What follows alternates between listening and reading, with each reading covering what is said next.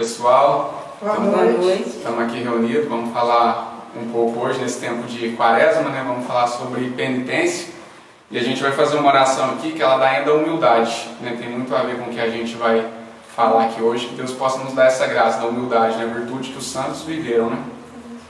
Em nome do Pai, do Filho e do Espírito Santo. Amém.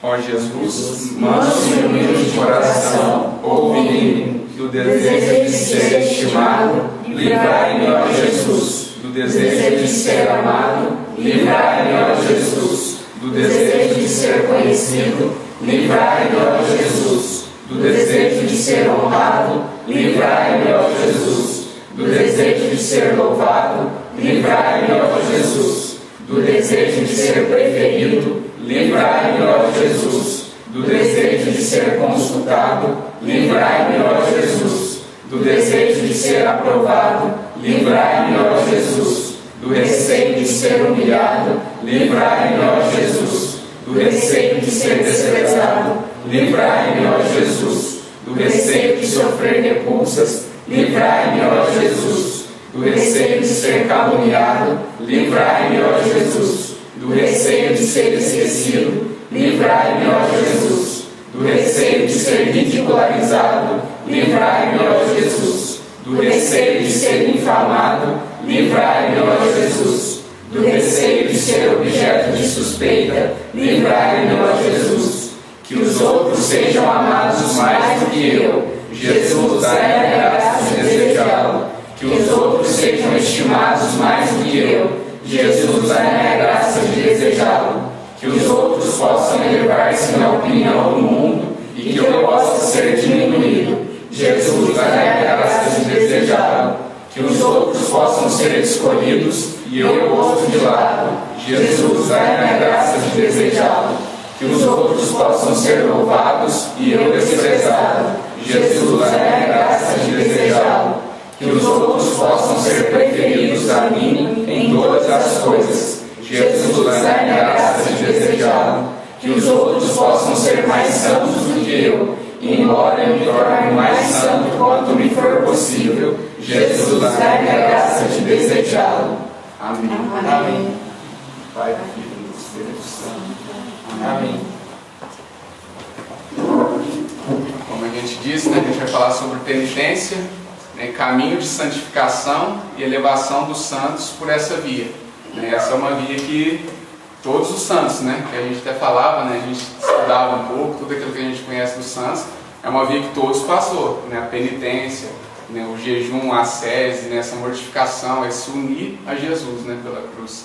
Sim, não existe cristianismo sem a cruz, não existe salvação sem esse caminho. Foi a via que nosso Senhor nos apresentou e por isso nós, né, que estamos aqui nessa igreja, batalhando, tentando alcançar o céu, nós precisamos dessa via, como todos os outros que nos precederam passaram por ela. E a gente vai começar, né, com uma palavra que veio, né, de início, que é o início da pregação de Jesus. Né? Jesus ali acaba de descobrir que João Batista foi preso, e ali, até o título aqui da minha Bíblia, está início da pregação de Jesus. Está lá em Mateus, capítulo 4, versículo 17, que fala, né, desde então Jesus começou a pregar: fazei penitência, pois o reino dos céus está próximo. Imagina isso, o início da pregação de Jesus já foi esse: fazei penitência, porque o reino dos céus está próximo. Né? Por que essa necessidade dessa penitência? Por que ele levou como prioridade isso? Primeira coisa, fazei penitência, porque o reino dos céus está próximo. E é isso que a gente vai começar falando, né? Sim, e é uma ordem, né? Não é uma sugestão, olha, se vocês quiserem, vocês façam penitência. Não, é uma ordem. Jesus é muito firme nisso. Né? E precedido pelo profeta que veio antes dele, João Batista. Qual que era a pregação de João Batista? Fazer penitência, converter-los. Então, é uma ordem muito nítida para cada um de nós, né? Não é uma condição, é uma ordem. E por quê? Qual que é a necessidade disso, de fazer penitência? Né? Além de ter no Evangelho diversos direcionamentos, depois também, Nossa Senhora, né, o próprio céu vem nos convocar também a isso. Né? Em Fátima, o anjo falou aos pastorinhos, né, e ele vem e pergunta: o que estáis fazendo? Para as crianças, ele perguntou: orai, orai, orai muito. Os corações de Jesus e de Maria têm sobre vós desígnios de misericórdia. Oferecei constantemente ao Altíssimo orações e sacrifício. E novamente, quereis oferecer-vos a Deus para suportar todos os sofrimentos que Ele quiser mandar-vos em reparação dos pecados com que é ofendido de súplica pela conversão dos pecadores? E eles respondem que sim, queremos. Porque Jesus, ele era meio masoquista e pede para que a gente seja também? Qual que é o sentido disso? É uma penitência em vão? É uma dor em vão? Tudo tem um sentido, né? Isso é bonito de ver como que o céu confirma, né? O céu confirma, essa é a revelação, né? Essa é a nossa graça, nossa igreja, né? Tem a revelação, né? As visões de Nossa Senhora, e tudo é confirmando aquilo que já foi revelado, né? Tudo na palavra. E é essa ordem, penitência, penitência, penitência, porque o reino dos céus está próximo, né? E isso é interessante de São Paulo, né? Você pega, né, um apóstolo que também já confirmava isso desde o início, né? Eu quero trazer uma palavra aqui, que ele fala um pouco o sentido disso, por que fazer penitência, qual que é essa ligação com o reino dos céus, né? É aquela 1 Coríntios 9, 24 a 27. Ele fala assim, nas corridas de um estádio, todos correm, mas bem sabeis que um só recebe o prêmio. Correis, pois, de tal maneira que o consigais. Todos os atletas se impõem a si muitas privações, e fazem para alcançar uma coroa corruptível. Nós o fazemos por uma coroa incorruptível.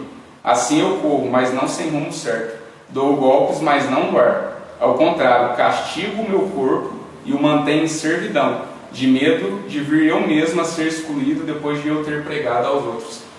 Olha pra você que forte isso, né? Tipo assim, comparado com os atletas que fazem esforço, não é verdade? O atleta vai para uma Olimpíada daqui 4 anos, ele já está preparando desde agora, exercício, vai, alimentação, por uma coroa, uma medalha ali, que é uma coisa passageira, vai subir um pódio ali. Agora imagina nós, uma coroa incorruptível. Quanto que a gente tem que lutar, quanto que a gente tem que obedecer essa ordem, né, de penitência, de mortificar. Né? Por quê? Porque isso vai nos moldando, nos lapidando, entendeu? Depois a gente vai falando de cruz, mas vai nos lapidando por essa porta que é a entrada do céu, né? A porta é estreita, então a gente precisa ir matando a nossa carne e mortificando, para que a gente consiga realmente viver essa vida em Deus, essa vida que Ele quer, né? E é essa luta, é uma luta interior, né? Mas a gente tem que ir nos matando as vontades, os desejos, muitas vezes aquilo que nós quer, né? Mas nós temos que deixar por isso, para não dar golpe no ar, né? São Paulo ele deixa muito claro isso, ele não dava golpe no ar, não é uma coisa em vão, sabe aquela coisa, tipo, mas por que eu estou fazendo isso, qual que é o sentido disso? Nós temos um sentido e esse sentido é eterno, né? Ou seja, quando a gente faz uma coisa assim, ela, nem você falava, né? Até deixa de ser sacrifício, fala, nossa, mas comparando com o céu, tipo, nossa, isso aqui não é nada, entendeu? Eu troco isso aqui pelo céu. Tipo assim, burrice minha se eu não fizesse isso, entendeu? Então é isso, é uma coroa pela qual se vale a pena lutar. É o primeiro ponto, né? Para a gente entender essa ordem que Jesus nos dá, né? Existe algo que é grandioso, né? E não é natural. Muitas vezes a mania da nossa atualidade agora é a espontaneidade, né? Todo mundo tem que ser espontâneo, tudo que é espontâneo é bom. Mas a gente tem que entender que a virtude, ela não é espontânea. Não é uma coisa que, tipo assim, se eu deixar e se eu ficar aqui sentada com as pernas para cima, eu vou adquirir, né? Se eu ficar aqui de boa. Não, infelizmente, isso não é espontâneo de nós. Por isso que exige esse esforço e por isso que Jesus é tão firme nessa ordem de fazer penitência. Porque se a gente não mortificar a nossa carne, se a gente não estar atento e batalhar por isso, a gente não vai conseguir, né? E isso entra nessa mortificação tanto exterior da nossa carne, né? Quando a gente está falando carne, nós não estamos falando do corpo, né? Como João Paulo II bem nos ensinou na teologia do corpo. O corpo faz parte daquilo que nós somos enquanto pessoa, né? Da interioridade daquilo que nós somos, mas nós estamos falando da concupiscência, ou seja, daquela tendência que cada um de nós temos ao pecado, que a gente tem, né? Infelizmente nós somos marcados, a nossa natureza foi marcada pelo pecado original. Sim, nós tivemos a graça da remissão por Jesus, nós tivemos a graça do batismo, mas mesmo assim nós ainda temos essa tendência, né? E por isso que a gente precisa dessa vigilância sempre, né? Vigiar sempre, o tempo todo. E também essa vigilância interior, né? Tanto exterior para fora, mas quanto também no nosso interior. E aí a gente vai, se alguém quiser ver, no catecismo, no parágrafo 1430 e 1431, vem falar sobre essa penitência interior. E aí, como já nos profetas, o apelo de Jesus à conversão e à penitência não visa em primeiro lugar as obras exteriores, o saco e a cinza, os jejuns e as mortificações, mas a conversão do coração e a penitência interior. Sem ela, as obras de penitência continuam estéreis e enganadoras. A conversão interior, ao contrário, impele a expressar essa atitude por sinais visíveis, gestos e obras de penitência. A penitência interior é uma reorientação radical de toda a vida, um retorno, uma conversão para Deus em todo o nosso coração, uma ruptura com o pecado, uma aversão ao mal e repugnância às más obras que cometemos. Ao mesmo tempo, é o desejo e resolução de mudar de vida com a esperança da misericórdia divina e a confiança na ajuda de sua graça. Esta conversão do coração vem acompanhada de uma dor e uma tristeza salutares chamadas pelos padres de aflição do espírito e arrependimento do coração. Ou seja, realmente é uma mudança de vida, uma mudança total de vida. Né? É conversão, né? Um dos sentidos da penitência é realmente nos converter, nos voltar para Deus. E o interessante é que a penitência nos faz não ficar acomodado, né? Sabe? Quando a gente fica mole, tipo assim, se a gente não fizer penitência, fica meio mole, sabe? A gente espiritual vai só esfriando, né? A gente tem essa tendência a fazer assim. Agora, quando a gente priva de alguma coisa, a gente faz alguma coisa, parece que nós vigia mais, né? Nossa, Senhor, consagra essa semana, esse mês, pra gente estar sempre vigiando. Nossa, bicho, eu não posso comer isso agora. Tipo assim, te coloca numa vigilância, te coloca numa a esperteza, né, que Jesus fala, né? Tem que ser esperto, tem que vigiar e orar todo o tempo. E aí a penitência nos faz ficar ligado, né? Faz ficar atento, né? Nos faz despertar que a gente está dentro de um combate espiritual. Porque às vezes a gente é extremamente materialista. Mesmo a gente dentro da igreja, a gente é materialista.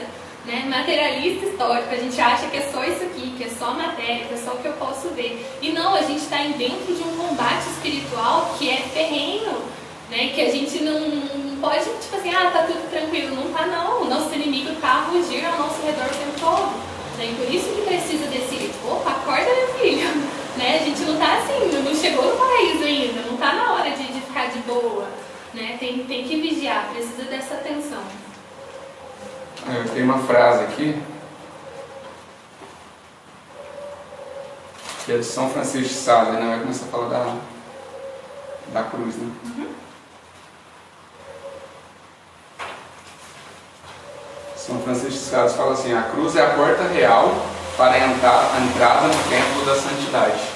É um pouco desse assunto que nós estamos falando, né? Penitência no caminho de santificação. Então ele fala que a porta real da entrada desse templo, que é a santidade, essa porta é a cruz. E aí a gente quer trazer aí do 1 Coríntios. 1 Coríntios é capítulo 1 e tem a parte do capítulo 2. Inclusive esse do 1 foi leitura de domingo, né, que São Paulo fala, né, no versículo 18. A de domingo foi um pouco mais para frente, mas vou começar no 18 aqui, que fala: a linguagem da cruz é loucura para os que se perdem, mas para os que foram salvos, para nós é uma força divina. Aí mais para frente no versículo 21, já que o mundo com sua sabedoria não reconhece a Deus na sabedoria divina, aprove a Deus salvar os que creem pela loucura de sua mensagem. Os judeus pedem milagres, os gregos reclamam a sabedoria, mas nós pregamos Cristo crucificado, escândalo para os judeus e loucura para os pagãos. E depois no capítulo 2, versículo 2, ele fala: julguei não dever saber coisa alguma entre vós, senão Jesus Cristo, e Jesus Cristo crucificado. Ou seja, essa é a pregação de São Paulo. Era Cristo crucificado. Essa é a pregação da Igreja Católica. Entendeu? A Igreja Católica nunca fugiu da cruz. Os santos não fogem da cruz. Quem foge da cruz é o demônio, né? Tipo assim, então esse é o caminho. Esse é o caminho, é a cruz, aceitar a cruz. E essa é a pregação. E vai ser loucura, claro que vai ser. O mundo entende os santos? O mundo entende a igreja? O que a igreja prega? Não, você tem que viver isso mesmo. Eu falo nos santos, é as pessoas muito inteligentes que tem. Porque não tem como você fugir do sofrimento. Tem como fugir do sofrimento nesse mundo? Não importa se é crer, se você não crê, se é ateu, você pode ser religião que você sofre. É penoso, né? Dá uma palavra, acho que não era agora, não, mas cabe, né? De Jó, né? Capítulo 7, lá do primeiro versículo, né, Marconi? Já fala: a vida na terra é luta. Tipo, a vida na terra é luta o tempo todo. Então o Santos entendeu isso, falou: como que eu posso viver melhor isso? É aceitando o Evangelho, vivendo de acordo com o que Cristo já falou. Toma a sua cruz, renuncia a si mesmo e siga-me. É exatamente isso, né? Tipo assim, as pessoas muitas vezes ficam tentando combater isso e gastam toda a energia e passam uma vida toda: não quero sofrer, não quero sofrer, não quero sofrer. E tipo, é algo que é inerente à condição humana. Não tem como a gente fugir disso. Então, realmente, eles eram super inteligentes, que a gente possa viver isso também. Né? Novamente, não é masoquismo que nós estamos falando, mas é algo que é natural. Já que é inerente à nossa condição humana, vamos dar um sentido para isso. Não vamos sofrer em vão, já que todos nós vamos passar por esse sofrimento, não vamos sofrer em vão. Até João Paulo II, tá no livro aqui, isso eu lembro certinho, não precisa citar. Mas ele fala que, tipo assim, ele sempre falava para todo mundo que estava ao redor dele, dá algum rumo para esse sofrimento. Tinha um padre celebrando com ele uma vez, ele estava mancando, ele, isso é uma oportunidade. Então tudo, por menor que seja o sofrimento, nossa, é uma fila, é um sofrimento que, gente, às vezes a gente vai no banco e fala, tá lá uma fila. E aí você não queria aquilo e você está com pressa. Gente, é inerente, você não vai passar na frente dos outros, você não vai ser atendido mais rápido. Então oferece aquilo, aquele sofrimento, aquilo que não vai dar para você fugir, oferece aquilo para algo que edifique, para algo que vai gerar salvação. Pode citar São Pedro.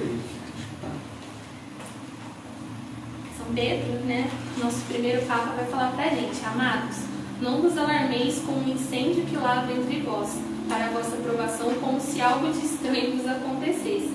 Antes, à medida que participais dos sofrimentos de Cristo, alegrai-vos para que também na revelação de sua glória possais ter alegria transbordante. É isso, Você está sofrendo? Novidade, Todos nós vamos passar por isso.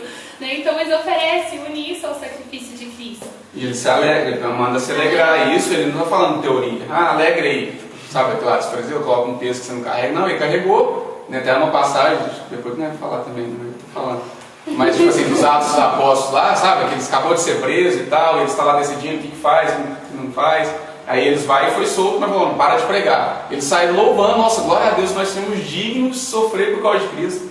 Eles se alegravam por sofrer por causa de Cristo, tipo assim, perseguido e preso, imagina, eles foram sofrer chibatada, falaram, vou soltar vocês, mas antes eles apanhavam um pouco. Depois que apanharam, eles soltos saíam rindo. Agora imagina nós.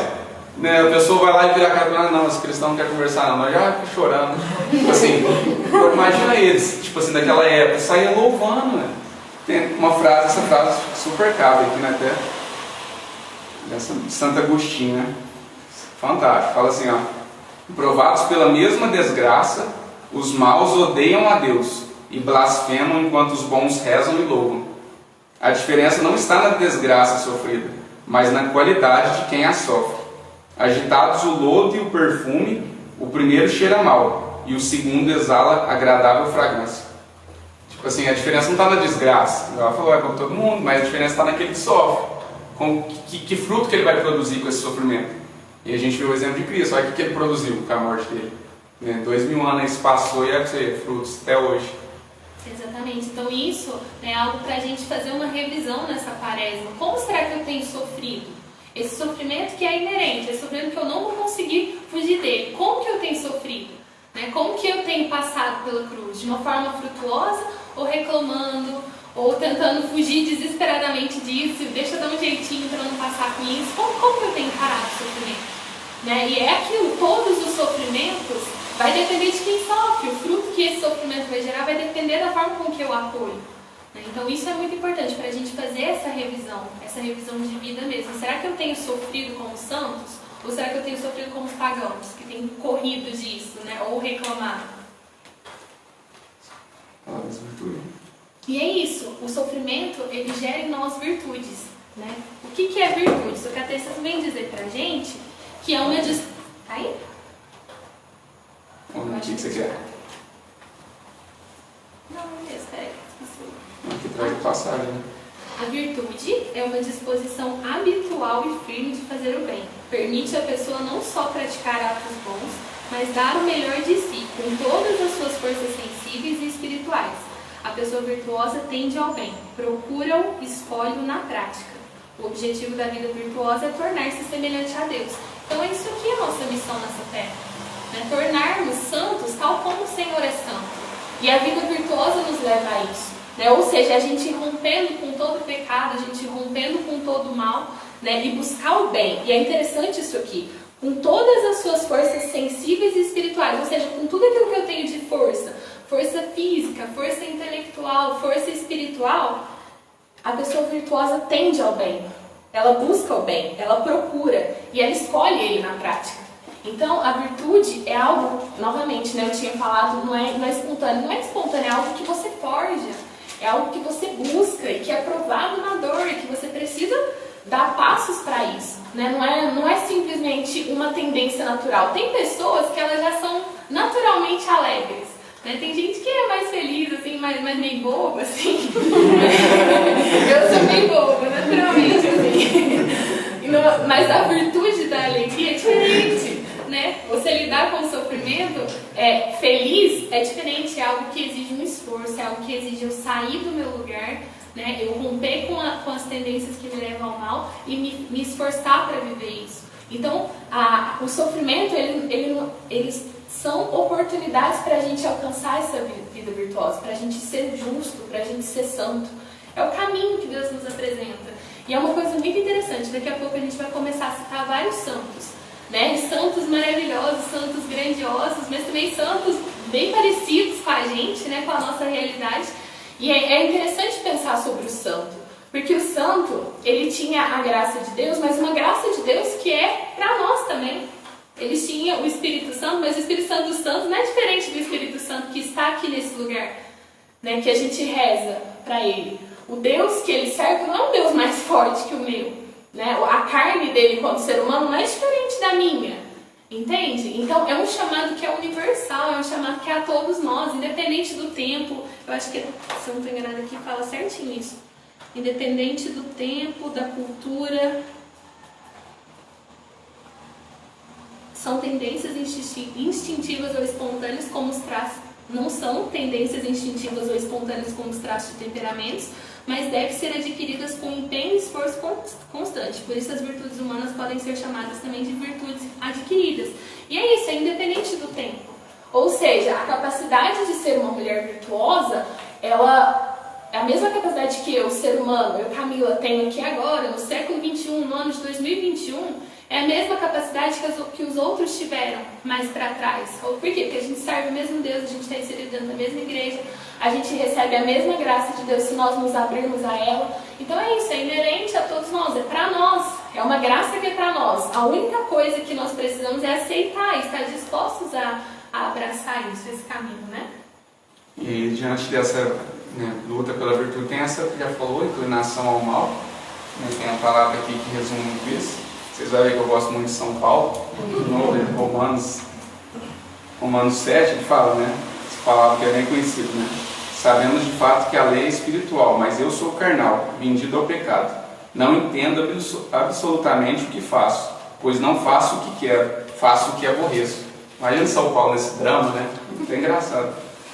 Mas e se faço o que não quero, reconheço que a lei é boa. Mas então não sou eu que o faço, mas o pecado que em mim habita. Eu sei que em mim, isto é, na minha carne, não habito o bem, porque o querer o bem está em mim, mas não sou capaz de efetuá-lo. Não faço o bem que quereria, mas o mal que eu não quero. Essa é a luta interior. É uma luta incessante, a luta que não acaba, né? A luta exterior tem até, mas é que nem fala, né? João da Cruz, né? Tipo, o inimigo mais difícil é nós, né? O demônio, o mundo, não é toda hora, mas nós está com nós 24 horas, né? Aí essa é a luta mais árdua que tem. Exatamente, essa luta constante de carne e espírito. Em Gálatas 5, o São Paulo vem nos dizer de uma forma bem concreta o que é essas obras da carne, o que são essas obras do espírito. Né? E aí, em Gálatas 5,16, ora vos digo, conduzi-vos pelo espírito e não satisfareis os desejos da carne, pois a carne tem aspiração contrária ao espírito e o espírito contrárias à carne. Elas se opõem reciprocamente, de sorte que não fazeis o que quereis. Mas se vos deixar guiar pelo Espírito, não estejais debaixo da lei. Ora, as obras da carne são manifestas: fornicação, impureza, libertinagem, idolatria, feitiçaria, ódio, rixas, ciúmes, ira, discussões, discórdias, divisões, invejas, bebedeiras, orgias e coisas semelhantes a essa, a respeito das quais eu previno, como já vos preveni. Os que praticais tais coisas não herdarão o reino dos céus. Então, já está muito nítido aqui na palavra o que são essas obras da carne, o que é aquilo que a gente precisa evitar, o que é aquilo que a gente precisa combater. E, infelizmente, na realidade do mundo que a gente vive hoje, esse é o normal. Né? Se a gente for olhar aquilo que é bonito hoje na nossa sociedade, é a descrição perfeita das obras da carne. Infelizmente. Né? Então, e é esse o chamado a romper com tudo isso, a romper com aquilo que é considerado comum. Por mais que às vezes a gente vai parecer, e eles falam isso mesmo, né? Eles falam que a gente é trouxa, que a gente é careta, que isso não existe mais, que isso é coisa de antigamente. Mas, gente... Coisa da Idade Média, Mas ainda escutar. não é? Infelizmente, é a realidade que E isso a gente entende até agora, né? Falou, começou com isso, a pregação de Jesus, fazer penitência, porque o reino dos céus está próximo. Aí Paulo falou, por quê? Se eu não fizer penitência e anunciar todas essas obras da carne, não herdarão o reino de Deus. Paulo foi bem claro. Então é muito sério isso, a gente só tem um caminho, não dá pra improvisar, não dá pra inventar um caminho novo. Não, já foi deixado, já está muito claro o que nós precisamos fazer. E aí que antes de entrar nos exemplos concretos santos, né? A gente não conseguiu um santo só. Vai ter que falar de mais alguns. Mas assim, só citar algumas coisas, né? Não dá. Mas assim, é porque a graça de Deus nos capacita para isso, sabe? Não adianta a gente achar que é por nossas forças. Nossa, agora eu vou conseguir ver a castidade, porque bem em mim, demônio. Não, né?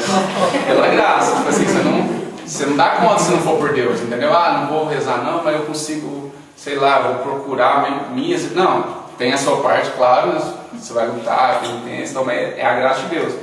Essa palavra deixa claro aqui, ó. De Coríntios também, 10, 12. 1 Coríntios.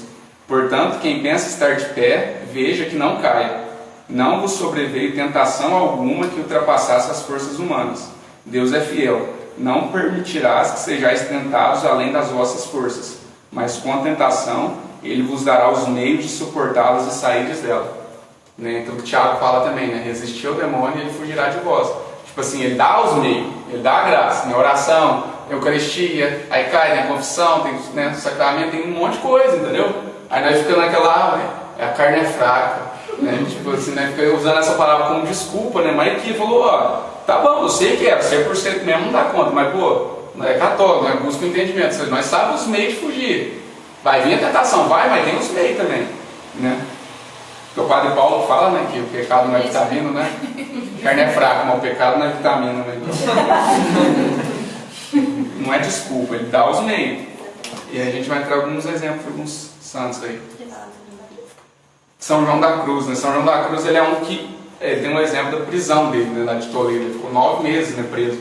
E ele é um que tem, tipo, ele conseguiu extrair aquilo que é mais belo, aquilo que é mais profundo espiritualmente através do sofrimento.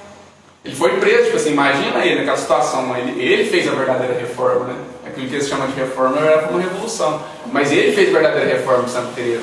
E aí ele naquela luta para reformar e tal, perseguir ele, infelizmente, umas coisas até absurdas, né, dentro da igreja, tipo assim, tentando comprar ele e tal, mas prendeu ele lá, e aí ele ficou numa sala, tipo, acho que não tinha nem 4 metros quadrados, uma janelinha lá no alto, né, com a mesma roupa lá, acho que foi por 5 meses, né, ele ficou com a mesma roupa, comendo um pedaço de pão, água e uma metade de uma sardinha.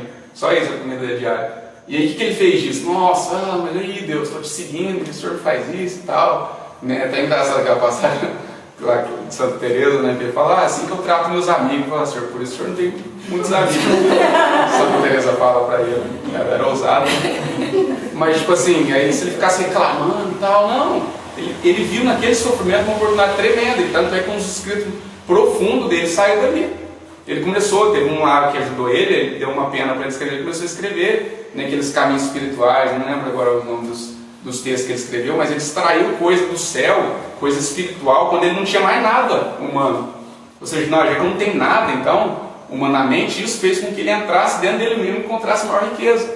Talvez é por isso que nós muitas vezes não encontramos essa riqueza interior, porque nós estamos com tanta coisa externa que a gente não consegue entrar em nós. Ele descobriu no sofrimento algo que enriqueceu grandemente a igreja, né? Os escritos dele que até hoje, né? Exatamente. Um exemplo, né? Eu vou trazer o exemplo também de Santa Genoveva, que ela foi uma virgem, né? E uma menina que desde o início resolveu se entregar a Deus e consagrar a Deus a sua virtude, a sua castidade, né? E a vida dela foi para Deus. E aqui em relação à penitência, vem falar que desde o dia em que ela consagrou a sua virgindade a Deus, ela fazia penitências e mortificações, e isso ocupava a maior parte do tempo dela, pois muito bem ela sabia que a flor delicadíssima da pureza do coração não pode desenvolver o seu encanto numa vida ociosa de comodidades. Então ela entendeu quem era esse Jesus, ela entendeu que ele era o amor da vida dela e ela se entregou para ele. Não foi algo penoso, foi uma decisão do coração dela. Mas ela sabia que para ela se manter, ela precisava de penitência e mortificação. E a virtude, né, a castidade que ela viveu, a virtude do coração, a pureza do coração foi mantida como? Foi mantida com orações e com penitência. Né? E isso serve para nós também, vamos trazer para a nossa realidade. Hoje, se nós queremos viver a castidade, se a gente quer viver a pureza de coração, num mundo tão sexualizado, gente, a gente precisa da penitência. A gente precisa do jejum, a gente precisa da oração. Não há outro caminho. Né? Novamente, a Escola dos Santos nos mostra isso. É esse o caminho. E aí, jejum, né? Jejum ajuda muito. Até que uma coisa que é ligada a essa questão da sexualidade, também é a gula, né? A gula puxa muito. Esse é o pecado capital que atrai realmente você cair nesses pecados. Então o jejum combate e ajuda a viver a castidade. Exatamente. Um outro exemplo que a gente vai trazer chama São Macário de Alexandria. Gente, vou recomendar esse livro aqui, chama Na Luz Perpétua, da Editora Imaculada. E cada dia do ano ele traz uma história de um santo. A gente aprende uns santos muito novos, que a gente nunca tinha ouvido falar. Tem umas meditações bem profundas em cima da história. Isso, depois no final da história eles nos levam à meditação. E no dia 2 de janeiro eu conheci esse São Macário, que é extremamente interessante a história dele. Né? Ele resolveu, tipo assim, ele decidiu que não queria mais as coisas do mundo. Então ele se retirou para viver uma vida inteira a Deus. E aí ele vai fazendo isso, ele vai crescendo, ele vai progredindo na oração, vai progredindo nas mortificações. E uma coisa que é muito interessante da gente falar também, né? Acho que tá mais pra frente, vou falar agora. A gente está muito acostumado com o ativismo, né? A gente acha que a gente vai conseguir, vai conquistar as coisas com ativismo. E aí, muitas vezes, quando a gente tende para isso, para quero fazer, entra nessa loucura do mundo de correria e tal, a gente esquece que a santidade, ela atrai muito mais do que a minha ação, às vezes. E ele viveu isso, né? A vivência profunda de santidade dele começou a atrair as pessoas. E as pessoas, opa, aquele lá é um homem santo. E começou a ir atrás desse São Macário, o nome dele é esquisito, mas é São Macário, depois vocês pesquisam também. E aí as pessoas começaram a ver e ver a vivência dele, meu Deus, que homem que é esse, eu quero viver isso também. E aí começaram a se juntar, e aí tanto que ele formou uma ordem, né, para viver essa questão da pobreza, de toda a entrega para Jesus, a vida toda entrega a Jesus. E eles viviam esse desprendimento de si e dos prazeres de uma forma tão grande que uma vez, eu vou até ler aqui para vocês, um dia o Macário recebeu um presente que foi um belo cacho de uvas. Né? Uma pessoa foi lá e deu um belo cacho de uvas para ele. Ele acolheu com toda a educação, agradeceu a pessoa, né? Mas como ele tinha isso desse desprendimento, ele pegou e deu para o outro freio. E aí o outro freio agradeceu e aí ele foi dando foi passando na ordem inteira. Um foi dando para o outro, que foi dando para o outro, que foi dando para o outro, até chegar em São Macário de novo. E aí nisso ele entendeu tanto que ele tinha conseguido expressar essa necessidade, né, da vivência da mortificação. Eles tinham entendido, né? Todos eles tinham entendido. Todos eles queriam o bem do outro, todos eles estavam preocupados com o bem do outro e não com o deles mesmos. Eu achei uma história extremamente engraçada, mas isso nos mostra de forma muito prática quantas vezes a gente quer as coisas pra mim, né? Eu e minha irmã, a gente tinha mania de brigar por comida. Aí a minha mãe comprava o doce lá e quando veio a gente, não, você pegou mais do que eu, e começava com aquela brigaiada. Né? Eu falei, gente, quando a gente lê isso aqui, não era uma preocupação nenhuma com eles, entende? Não era uma preocupação com o prazer deles, com a vontade deles, não, mas era uma preocupação com o outro. Era um desprendimento muito grande. Então nós somos chamados a viver isso também. Um outro interessante aqui, peraí. Simeão. Esse Simeão. São Simeão Estilita. Esse é muito engraçado. interessante. Ele é muito celebrado na Igreja Oriental, não muito aqui no Ocidente. Mas ele tinha manias de fazer penitências que todo mundo achava muito estranha. Então, ele castigava assim, de uma forma muito intensa. Né? E até, deixa eu ver depois aqui. Simeão procurou então a solidão de uma montanha muito alta, onde construiu uma cela sem coberta, para que não pudesse assaltar a ideia de afastar-se daquele sítio, pois no pescoço e no pé direito uma corrente de ferro muito pesada. cuja outra extremidade estava presa à rocha. Não tardou muito que o povo afluísse àquela montanha para ver e admirar o homem santo, e dele receber conselhos e lembranças. As insistências suaves e convincentes do bispo, Simeão concordou que tirassem os grilhões. Como, porém, o afluxo das multidões o incomodasse, construiu uma coluna bastante alta, de 3 palmos de diâmetro, cercada de uma balaustrada de 3 palmos de altura. Essa coluna, que não lhe dava comodidade alguma, nem lugar para se sentar ou deitar, serviu-lhe de morada durante 7 anos. Corrido esse tempo, Simeão fez uma coluna muito mais alta, e nela morou 30 anos. O que nos parece extraordinário, extravagante em supremo grau, Deus aprovou, como comprova o dom dos milagres que deu ao santo. Da sua coluna, Simeão desenvolveu uma atividade admirável para a salvação de muita gente, cristãos e pagãos. As conversões contavam-se aos milhares.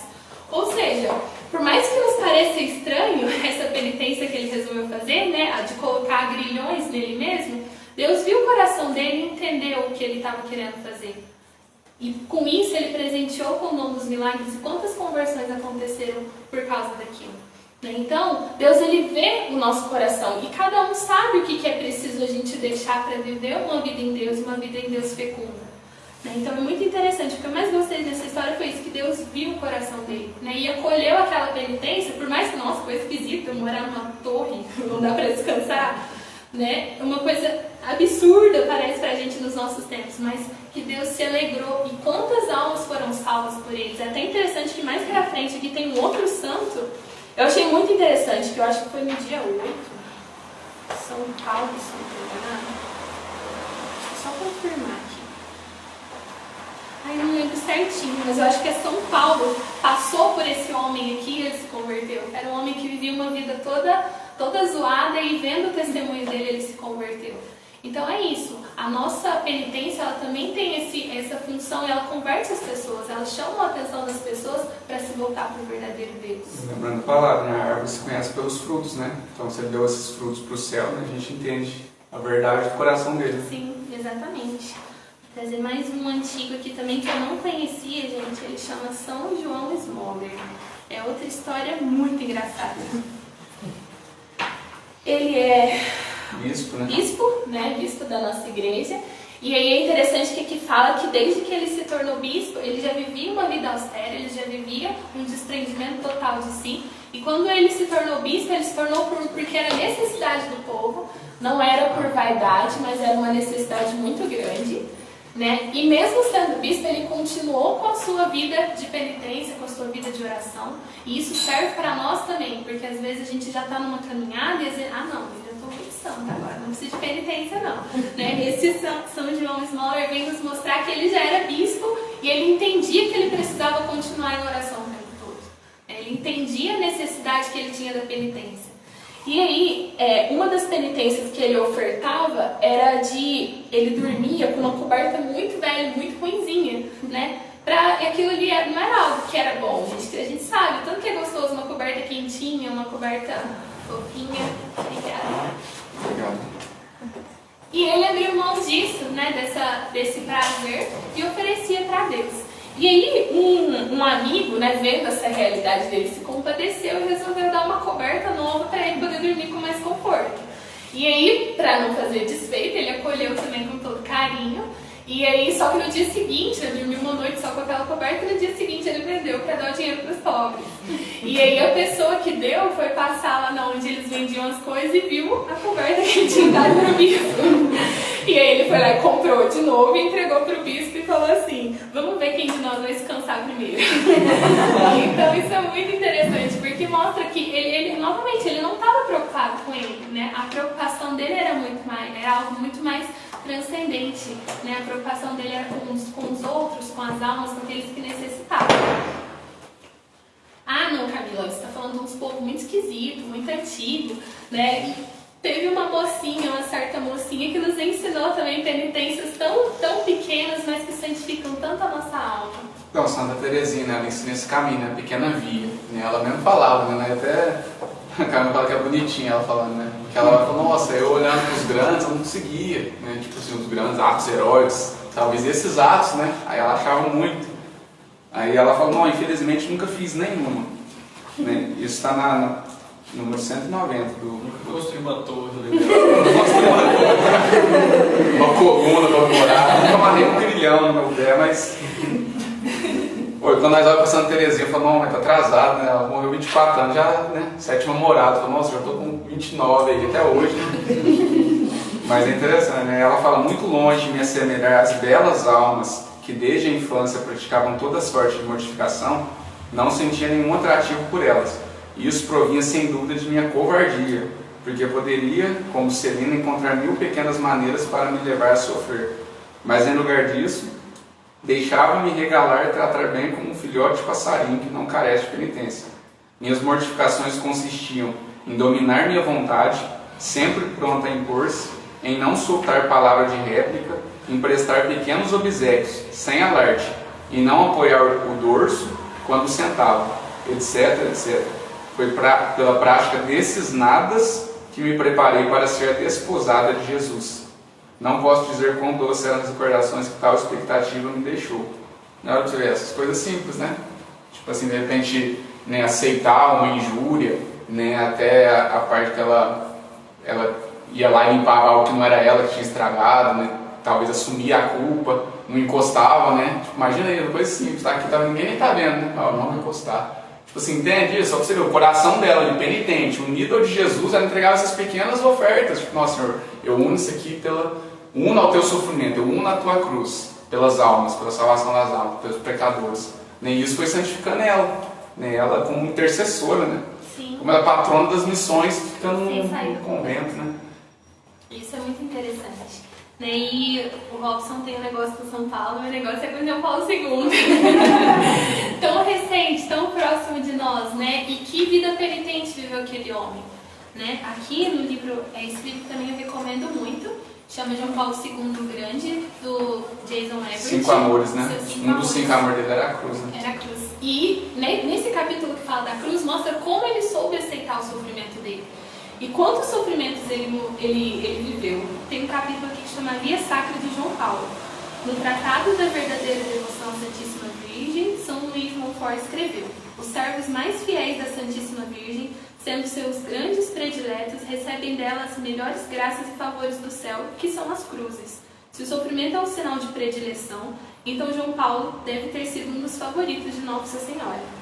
Durante seu pontificado, ele deslocou o ombro, quebrou o fêmur, operou a bacia e o tornozelo, passou por cirurgias para a remoção do apêndice, da vesícula e de um tumor do tamanho de uma laranja do colo.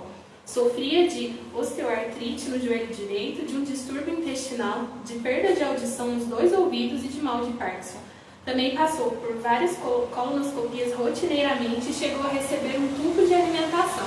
E isso sem falar nos experimentos sofridos quando foi atropelado por um caminhão nazista na Polônia, na mononucleose que sofreu quando bispo e nos 2 tiros que levou durante a tentativa de assassinato. Como passou nada menos do que 164 dias no Hospital Gemelli, ele costumava chamar o Hospital de Vaticano III. Aí existia o Vaticano, o Castelo Gandolfo lá, e ele chamava o Hospital de Vaticano III, que era a terceira casa dele. E vocês já viram a alegria de João Paulo II? Né? Esse homem que viajou o mundo todo, esse homem que deixou escritos que é incontável, gente, eu tô penando, eu não consigo ler 1/10 ainda do que ele escreveu, né? E sempre aberto às pessoas, sempre aberto ao mundo, a acolher as pessoas, a amar, a direcionar a igreja, trouxe a igreja para esse 3º milênio, e mesmo assim, passando por tudo isso, né? Tipo assim, uma pessoa, às vezes, a gente está acostumado às vezes a reclamar, né? A gente está com uma dorzinha e já começa. Aquelas conversas de fila, geralmente é reclamação de E João Paulo II, passando por tudo isso, ele ainda achou um jeito de brincar e batizar o Hospital de Vaticano III. Então isso é muito significativo, né? Esses infinitos sofrimentos que ele teve não serviu para, tipo assim, não abalou a fé dele, não abalou a ação apostólica dele, ele enquanto Papa, ele enquanto esse que guia a igreja, né? Então isso mostra a forma com que ele aceitou o sofrimento. É muito interessante nesse livro que o autor, é até muito emocionante na verdade, né? Ele fala que João Paulo II, ele ensinou o mundo como viver. Né? Desde a infância dele ali, desde a adolescência e depois quando era papa, quando era bispo na Polônia, depois como papa, ele ensinou o mundo a viver. E depois Deus deu a graça dele ensinar o mundo a morrer. Porque ele viveu a morte dele de uma forma muito profunda e ele viveu isso sempre louvando a Deus, né? Ele não morreu como... Não, ele morreu, ele acolheu aquele morrer e ofereceu a Deus e entendeu que aquilo ali era a passagem dele para esse encontro definitivo. Então, esse grande homem que todos nós conhecemos João Paulo II, né? Nossa geração. Da nossa geração.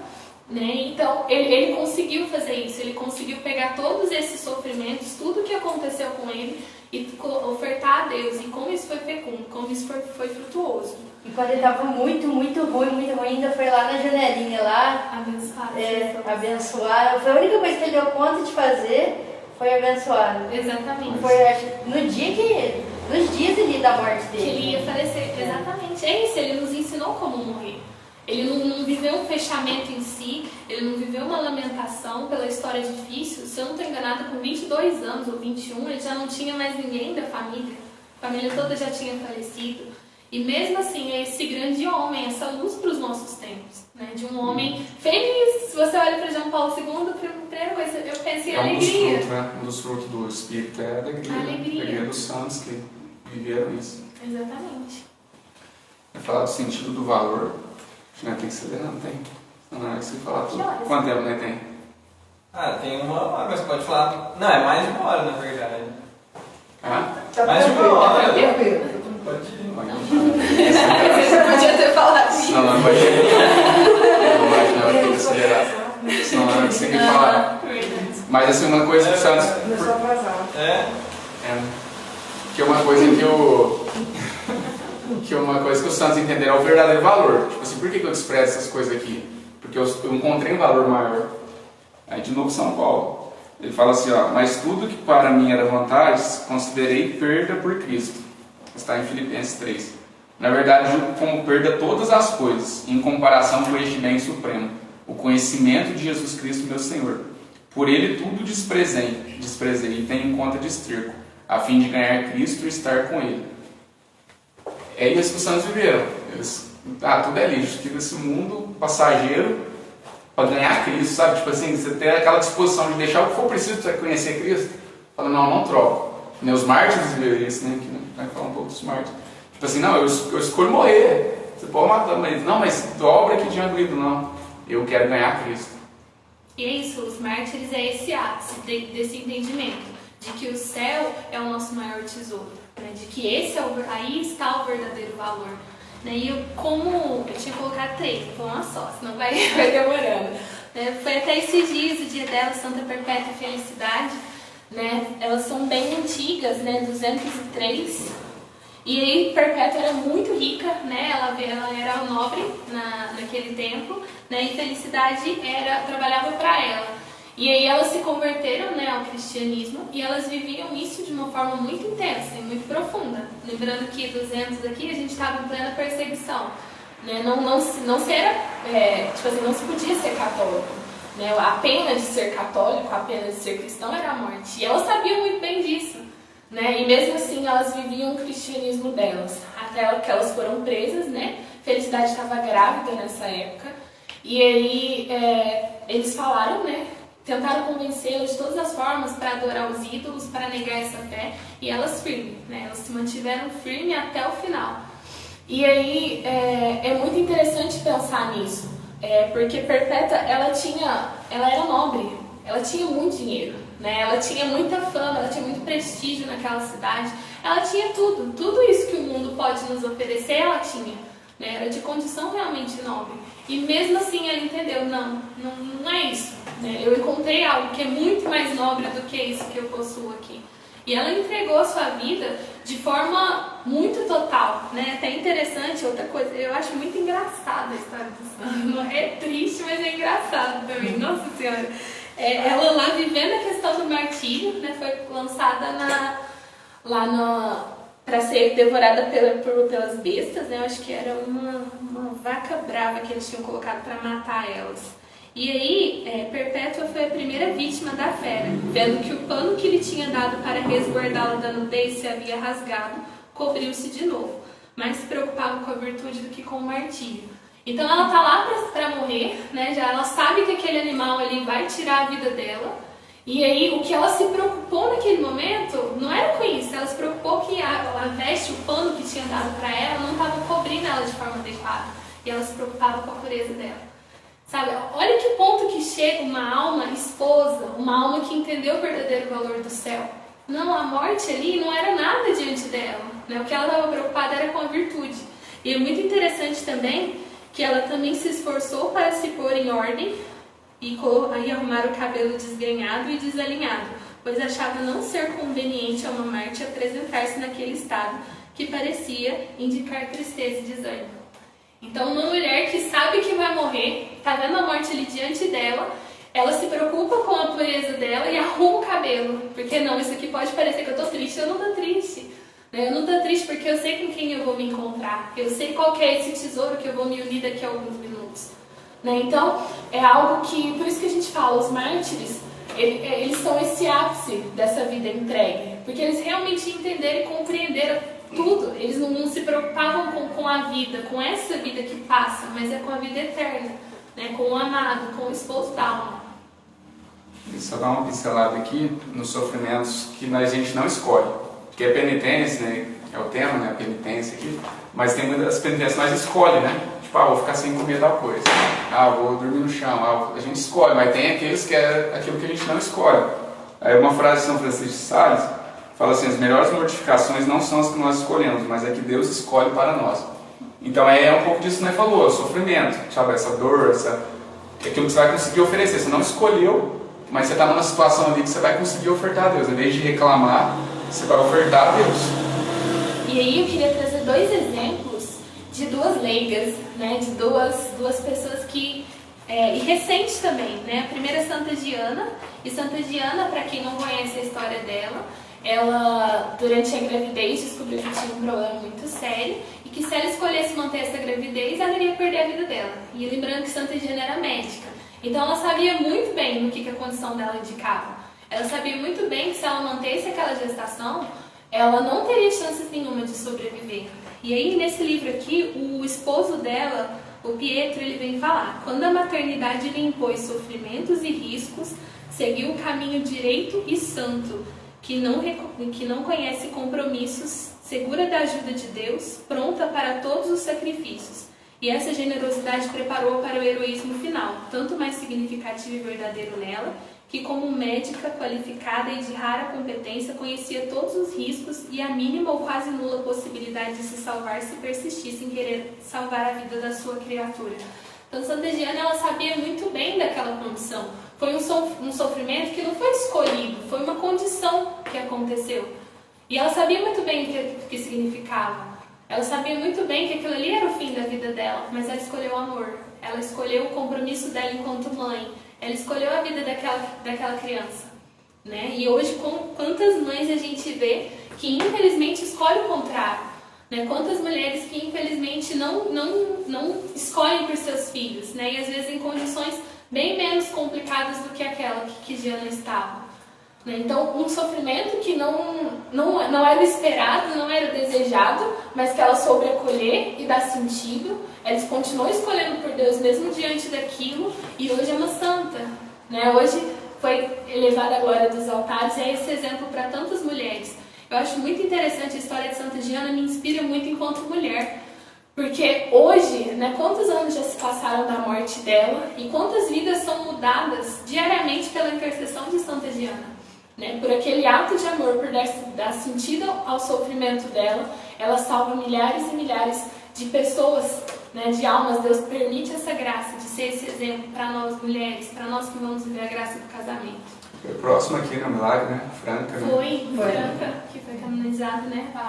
Foi o milagre da canonização dela. E essa outra aqui, o nome dela é Chiara Petrillo. Eu até indico muito vocês conhecerem a história dela. Está aberto o processo de beatificação dela. Foi uma menina, né? A gente pode dizer uma menina de 28 anos, que também se viu diante dessa realidade, se viu diante de uma doença, né? Ela teve câncer durante a gestação e os médicos queriam que ela abrisse mão da gravidez para que pudesse entrar com a quimioterapia, e ela manteve a gestação até o final. e por isso ela não conseguiu ser salva, né? Ela sabia disso, mas ela escolheu por não matar o filho, né? E aí, novamente, o sofrimento bateu a porta deles, né? O sofrimento chegou ali e eles souberam dar um sentido diferente. Deixa eu ler para vocês aqui. Isso aqui, no dia anterior à morte dela, Kiara estava feliz, bela e luminosa. Falava e ria com os parentes em uma atmosfera de extraordinária serenidade. Isso é um dia antes da morte dela. Ela sabia que ia morrer. Ela sabia que não tinha condição e ela estava ali com a família, né? Ela reuniu a família e o ambiente era de extremo amor, né? Isso é recente, gente. Ela morreu em 2012. Se vocês quiserem entrar no YouTube, digita enterro de Kiara Petrillo. Tem o vídeo do enterro dela. O esposo dela estava cantando, né, na missa de corpo presente dela. Né? E falando sobre o esposo, o Henrique estava profundamente feliz. Não é uma alegria não uma alegria que elimine a dor e as lágrimas, mas que as inclui. É uma consolação sem igual saber que Kiara leva uma parte dele para Jesus, o esposo de ambos, aquele por quem esperaram com as lâmpadas acesas e por amor de quem é possível aceitar subir a cruz.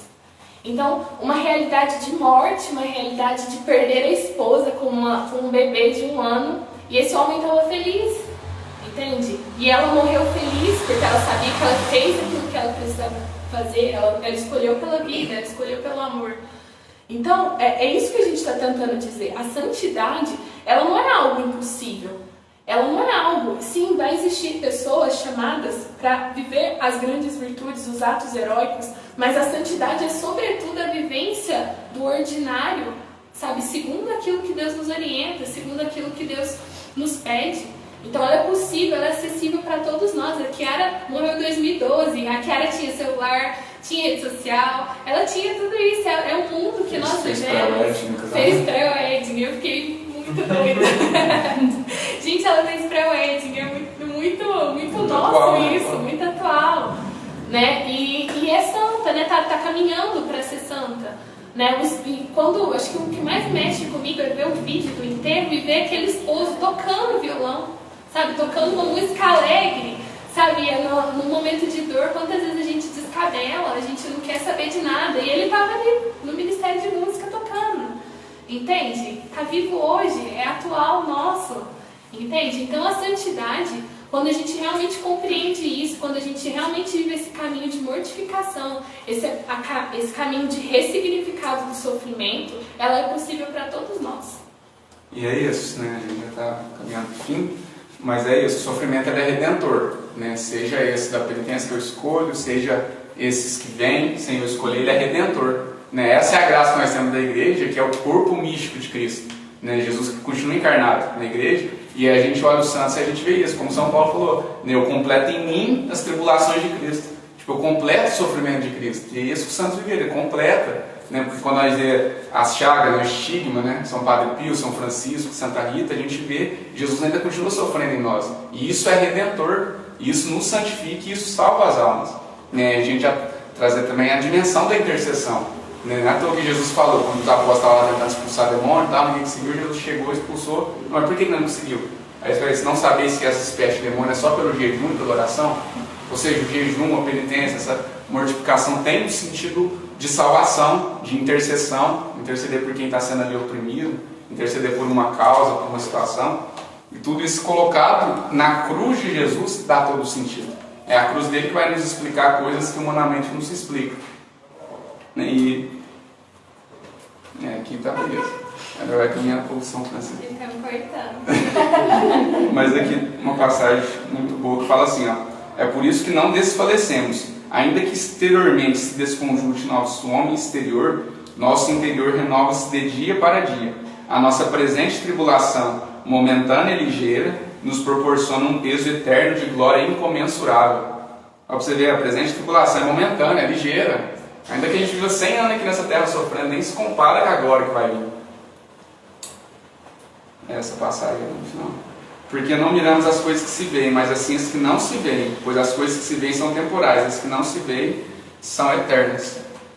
Aí eu só quero falar um pouco de São Francisco, que a gente está na quaresma, né? Eu não vou ler tudo não, Mas só falar aqui que ele vivia 6 quaresmas por ano, vocês sabiam? São Francisco de Assis. São Francisco de Assis. E agora no tempo de quaresma ele achava que era pouco só a quaresma. A quaresma que era a quaresma para a Páscoa, ele chamava de quaresma das quaresmas, a quaresma maior. Aí por isso ele fazia outras. Uma que acho que é mais conhecida é a quaresma de São Miguel, né? Muita gente faz. Foi ele que começou. E aí, além da quaresma de São Miguel e a grande quaresma, que é essa que nós estamos vivendo agora, ele vivia a quaresma da Epifania, que ia do 7 de janeiro até 15 de fevereiro, que era esse meio tempo entre o Natal e a Páscoa. Ele falou, muito tempo sem penitência. A quaresma de São Pedro e São Paulo, ele fazia de 20 de maio a 29 de junho, que era pelo amor que ele tinha, a devoção que ele tinha pela igreja. E aí ele fazia essa quaresma. A quaresma da Assunção de Nossa Senhora, de 29 de junho a 15 de agosto, a de São Miguel e a do Advento, ou da Encarnação, que era antes do Natal. Ou seja, ele vivia 6 quaresmas, ou seja, 2/3 do ano. 2/3 do tempo dele era em quaresma. 240 dias dava. Nem não era quaresma para ficar sem comer carne, não, ficar sem refrigerante, não. Eles iam para um retiro, ele ia para uma ilha, para um lugar isolado, ficava lá 40 dias. Tem até a história, né, de que ele foi para uma ilha lá, esqueci o nome do rio que ele estava perto, ele foi, e ele ficou 40 dias lá atrás, levou ele lá e deixou 2 pão para ele, né, para ele viver esses 40 dias. Aí quando ele voltou para lá buscar ele, só volta aqui na quinta-feira santa, vamos buscar. Aí voltou, tinha 1,5 pão lá.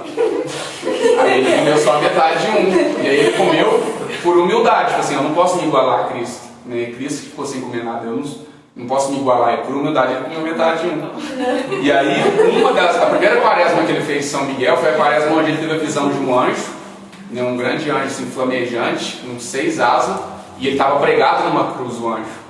Um anjo pregado numa cruz. Eu falei, mas como assim? Ficou para entender, como assim? Ele é espírito, né? Espírito pregado, né? Não tem corpo e tal. Aí ele entendeu que o martírio que ele viveu era esse martírio da alma, entendeu? Que vai além daquilo que é do corpo, né? Aquele martírio de sofrer, que até mesmo um anjo, por amor, é capaz de ser crucificado por Jesus, por amor, entendeu? Esse martírio da alma. E aí ele voltou depois desse montanha com o crucifixo, mas não feito em tábua, por mão humana, mas nele próprio, foi onde ele ganhou as estigmas. A marca do escravo na mão do pé. Ou seja, era uma vida totalmente penitente, né? São Francisco nos ensina, e isso já entra em exemplo prático também, para a gente viver a quaresma. A gente pode combinar, quem sabe, fazer uma dessas quaresmas a mais um ano. E exemplos práticos de falar, acho que não é mais tipo, tem coisa simples, entendeu? Deixar de comer carne, essa igreja, né, muita gente faz, né? Deixar de beber refrigerantes, coisas que nós gostamos, tem as penitências também corporal, dormir no chão, tomar um banho gelado, entendeu? Essas coisas, pequenas coisas, né, que a gente vai, que Deus nos proporciona para fazer, para unir no sacrifício dele. E que a gente possa realmente assumir esse compromisso, de assumir essas pequenas coisas que nós vamos pegar a pequena via de Santa Teresinha e oferecer a Deus esses pequenos sofrimentos.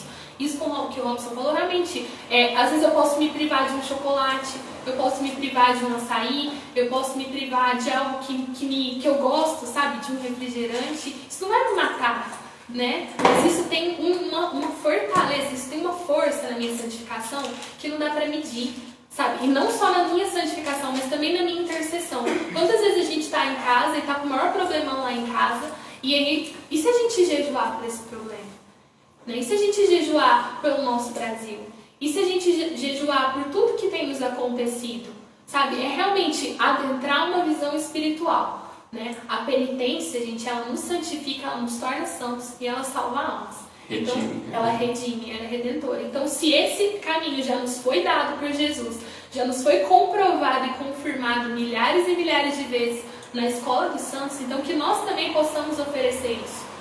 Eu não vou usar o carro por tantos dias. Isso é uma bobinha, gente, mas oferece. Entendi até mesmo as coisas, falei da fila, mas quantas coisas que nos acontecem durante o dia e que nós podemos ofertar isso. Você mesmo falou, né, da questão lá da faculdade. Da faculdade, por exemplo, estou lá na faculdade, eu tenho que fazer uns trabalhos. Né? Tipo assim, tem que ler uns textos lá que você não aprende nada, claro, isso é teologia. Mas tem que ler, porque tem que fazer uma resenha do negócio. Aí quantas vezes eu falo, não quero fazer, com 5 dias para ler, né? Aí tu falou, vamos ofertar. Aí é isso, sabe? Eu ia dedicar amanhã de um dia e falar, Senhor, eu oferto com penitência fazer esse trabalho, pela conversão lá dos alunos, pela conversão dos pecados, entendeu? Já é uma penitência, ao mesmo tempo que é algo que eu tenho que fazer, faço já em oração, intercedendo por eles. Já essa questão da visão espiritual. E viver o verdadeiro combate, né? Por isso que a gente esquece, né? A nossa luta não é contra o homem de carne e sangue, mas contra os principados, potestades. A gente não pode esquecer nunca desse combate, porque senão ele vai passar rasteiro em nós mesmo, o demônio ele é esperto. Então a gente tem que ter sempre essa atenção no dia a dia, né? Em vez de eu murmurar aqui que está demorando, tem um tanto de gente aqui nesse banco. Nossa, por que eu não intercedo por ele? Vou rezando que a Maria, entendeu? Isso é algo que a gente faz, é uma experiência maravilhosa, uma experiência de intercessão em lugares. Por exemplo, eu cheguei nesse lugar. Por exemplo, provavelmente não vai entrar outro cristão, outro católico ali naquele lugar, naquele dia, alguém que realmente viva. Então talvez seja a oportunidade daquelas pessoas, né, de receber uma oração. A gente pode fazer isso, entende? É algo que é pequeno, é algo que parece bobo, mas é algo que, gente, a gente pode não ver o fruto agora, mas não tem que ver também. Mas quantas almas será que a gente já salvou dessa forma, com uma simples oração? Né? Você vê uma pessoa mais triste ali, o Senhor te entrega aquela pessoa. Se você puder, vai até ela. Se não puder, o Senhor te entrega aquela pessoa, tudo que ela está passando, toda a realidade dela, o Senhor conhece. Sabe, são orações que são pequenas, mas que fazem toda a diferença. Eu acho que é tempo da gente romper com isso. Isso é bobo, isso é pequeno. Não, gente. Né? Vamos aproveitar das coisas ordinárias da nossa vida e ofertar isso a Deus, unir isso à cruz de Cristo, porque grandes coisas vão vir através disso, né? Muitas almas podem ser alcançadas através disso. Eu vi aqui, deu 1h05, acho que dá tempo de falar mais isso. Mas porque essa passagem eu gosto mais. Hebreus capítulo 11, aqui traz ele inteiro, depois vocês lêem inteiro, que fala muitos exemplos de fé, onde tiveram fé. Aí no final fala assim, outros sofreram escárnio, açoites, cadeia, prisões, foram apedrejados, massacrados. Enfim, essa parte eu gosto mais. Homem de que o mundo não era digno. Imagina isso, nós chegarmos nisso, nosso mundo não é digno, ele é tão santo que acho que muito santo é chamado tão rápido por isso. Né? E é essa visão do céu. Entendeu? É sempre essa visão do céu. Que tem a outra palavra dentro do Romanos, né, o 8, que fala assim, né? Esse sofrimento da vida presente não tem comparação com a glória que há de vir. Então que a gente nunca, que os sofrimentos não nos façam esquecer o céu, que é onde a gente quer estar junto com os santos, né? E é interessante pensar, eu acho que é em 12, né? 12. Qual que é o versículo?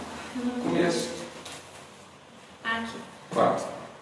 Hebreus 12, de 1 a 4. Portanto, também nós, com tal nuvem de testemunhos ao nosso redor, rejeitando todo o fardo do pecado que nos envolve, corramos com perseverança para o certame que nos é proposto, com os olhos fixos naquele que é o iniciador e consumador da fé, Jesus Cristo, que, em vez da alegria que nos foi proposta, sofreu a cruz, desprezando a vergonha, e se assentou à direita do trono de Deus. Considerai, pois, aquele que suportou tal condição por parte dos pecadores, para não vos deixar desfatigar pelo desânimo. Vós ainda não resistis até o sangue em vosso combate contra o pecado.